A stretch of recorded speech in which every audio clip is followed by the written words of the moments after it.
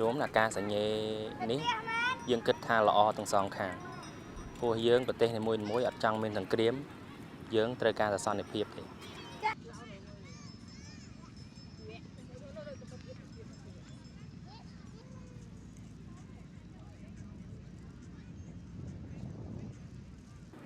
การสัญญาคือการปรองเปรี้ยงทั่วเตะเจียดยังจะจนยังดังเลื่อนงอกเหนียว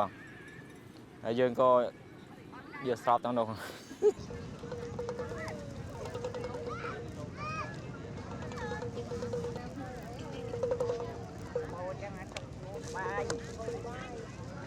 สำหรับขยมบุตรชวนขยม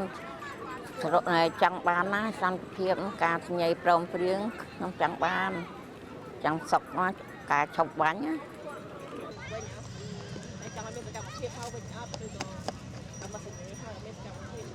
สิ่งใหญ่ให้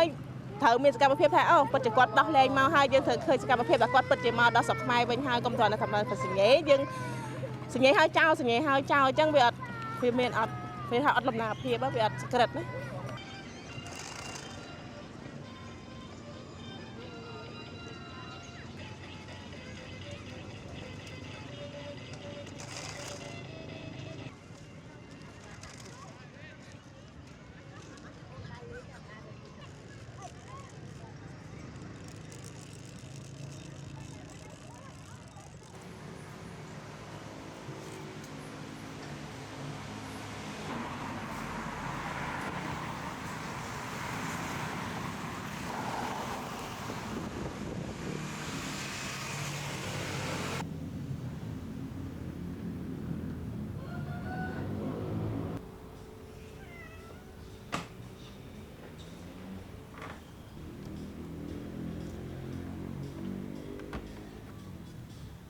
ถ้าทำได้ก็ดีอ่ะ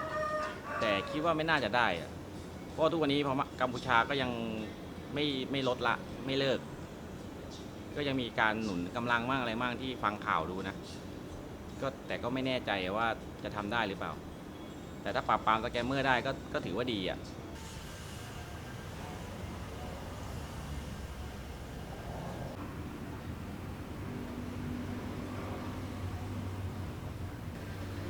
ผมว่าถ้า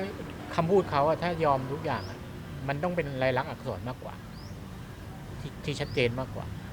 คือคำพูดมันก็เป็นมานานแล้วของประเทศกัมพูชาแต่ถ้าเป็นลายลักษณ์อักษรทำสัญญาที่ว่ามันถูกต้องมันก็น่าจะเชื่อถือได้มากกว่านี้แบบเอาแบบลงสหรัฐให้มาเป็นพยานแบบให้ความถูกต้องตรวจสอบกันให้ชัดเจนเงี้ยดีกว่าที่ว่าแบบคือต้องมีหลักฐานที่แน่นอนถึงจะยอมรับได้